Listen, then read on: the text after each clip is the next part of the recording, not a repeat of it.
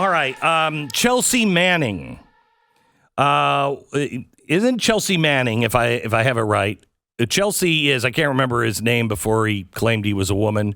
But Peyton. No, not Peyton Manning. I know enough to know that's not right. You almost got me. Darn it. What was his name? Anyway. I can't remember. Chelsea. He's now chiming in because he claims to be a woman. Bradley Manning. Yeah. That one seems like fake to me. That one seems like, nope, that's not his name. Oh, no, but sorry. anyway. Eli. It was Eli. Anyway. Archie? Archie. Chelsea Manning is now speaking out about abortion and the potential of the Supreme Court ruling. And he tweets yesterday, for those of you who are just catching up, if you're able to afford it and it's safe for you to do so, you should consider arming yourselves, then finding others to train with in teams. Learn how to defend your community. We may need these skills in the very near future. Now, I don't know why this person that cannot have a baby, they cannot carry a child because she's a he. It's a dude. So I don't know what right this white male has to chime in on abortion rights, but I really want to focus on is this allowed on Twitter to be able to say, hey, get ready for a civil war and arm yourselves and start training?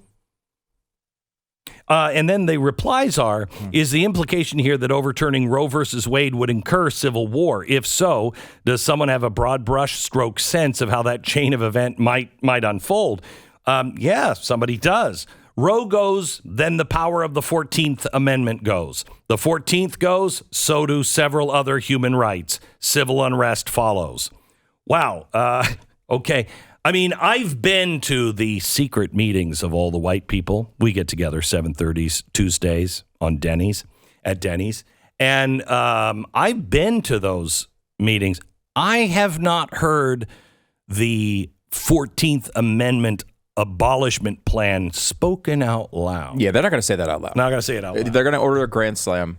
Yeah. And then they're going to... And when they say Grand Slam, they mean 14th Amendment. Mm-hmm. It's code. It's a dog whistle. All right. It's a dog whistle. Then Carrie Lee writes in, I used to be opposed to the idea of owning firearms, with no small part of being how much I felt I would be at risk of self-harm from the depression I had before transitioning. Wow, that's really sad. But now it doesn't seem like an extreme message, which is terrifying. Yeah. I think it probably is. Now the left is online on Twitter talking about arming themselves for a civil war. Interesting, because it's happening on Twitter before Elon Musk has said, hey, you should arm yourself and we should have a race riot. So apparently the algorithm is okay with violence on Twitter. Yet the media cannot handle Elon Musk buying Twitter at all. Elon Musk, I guess he misses the old South Africa in the 80s. He wants that back. Reminds me of old Bond movies where, Dr. Evil and guys like that, or Goldfinger, we're going to take over the media.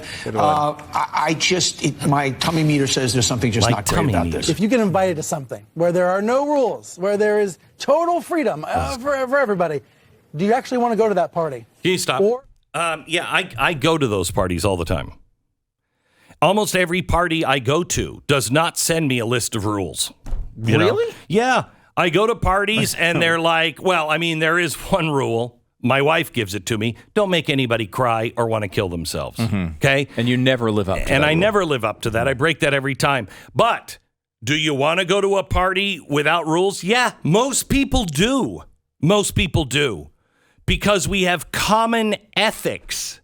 Now, do I want to go to a party with anarchists?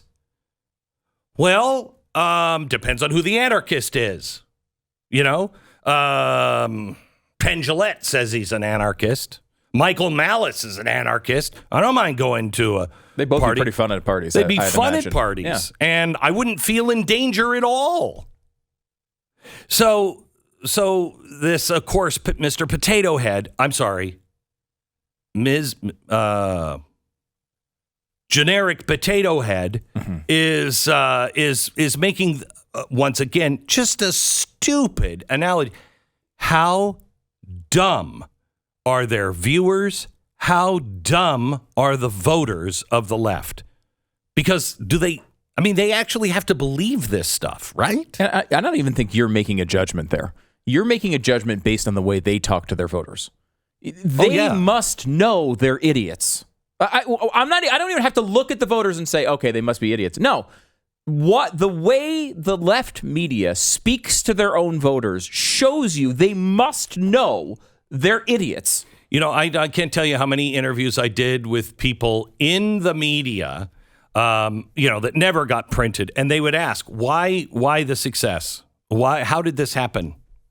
And I'm like, well, I've been doing it for 30 years. Nobody in the media noticed because I wasn't doing it in New York. There's number one.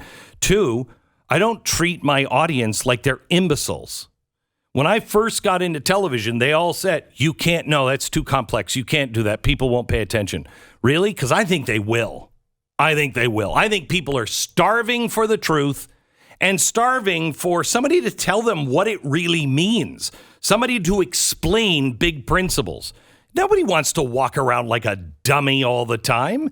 And what is this society doing? First, they treated you like an imbecile. Now they're insisting on you being an imbecile. You're not being taught math. If you're in school, you're not being taught math. You're not being taught history. You're not being taught how to think. You're not being taught how to question. You're not being taught any of that stuff. You are being taught to be somebody who marches in the streets. For what? For anything your leader tells you to do. Don't think it through, because if you think it through, you might disagree with it. And if you disagree with it, you're out. This is everything the left does, they accuse the right of doing. Listen to this. Some of the most high-profile liberal figures have joined together to encourage advertisers to boycott Twitter if Elon Musk brings his promised policy of unfettered free speech. Okay, this in America.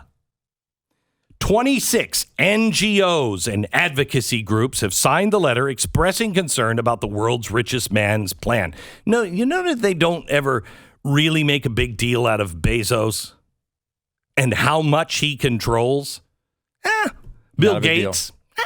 Well, this crazy idea, Clinton, that a rich person could buy something that influences our politics. What could possibly... There's no precedent of a rich person owning a media company. Now, by the way, I got that information from Bloomberg, so I know it's got to be true. This is insanity. Musk himself responded to the letter asking who funds this group. The answer being an assortment of dark money groups like George Soros' Open Society Foundation, NGOs founded by former Clinton and Obama administration staffers, wealthy white Democratic donors and their family foundations.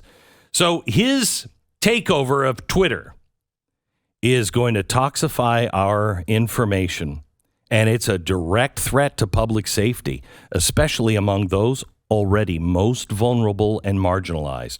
Who's the most vulnerable? Who is the most vulnerable?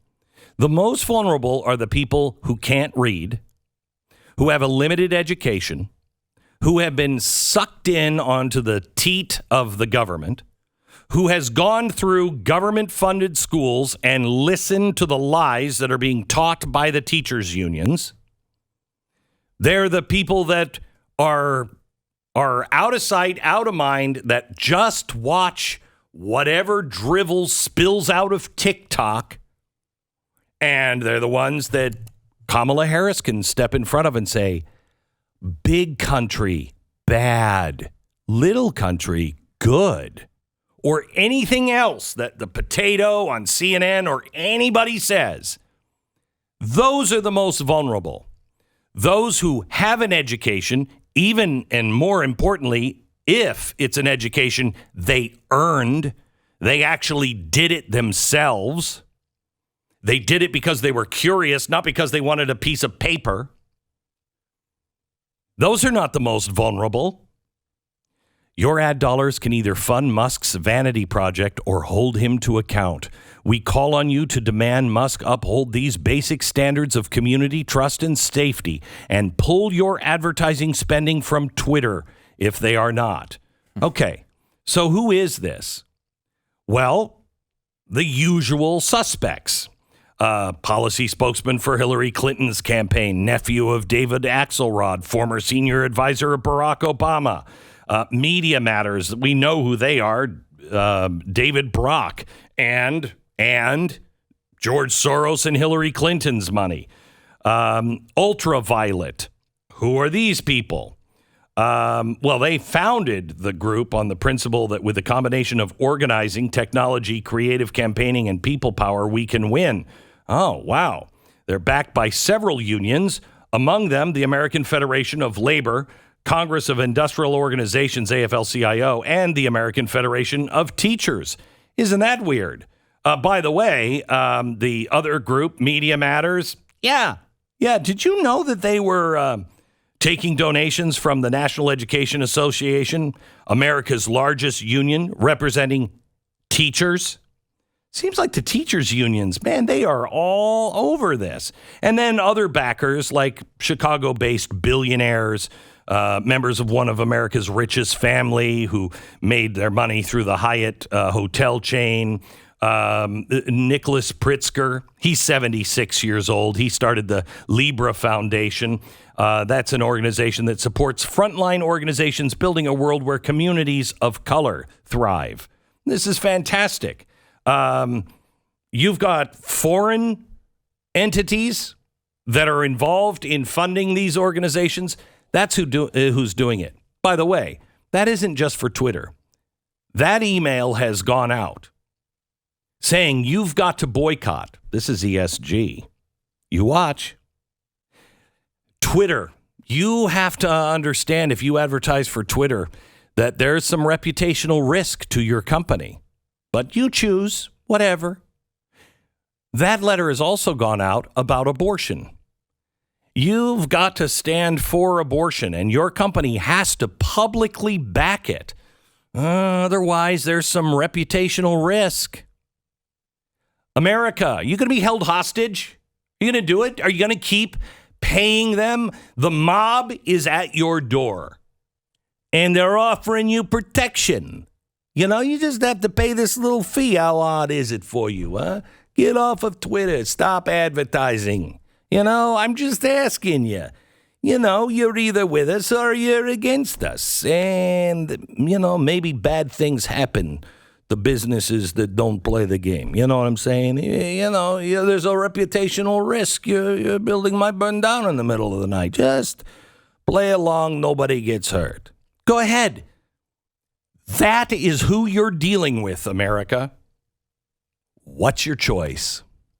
Freedom or in bed with the mob?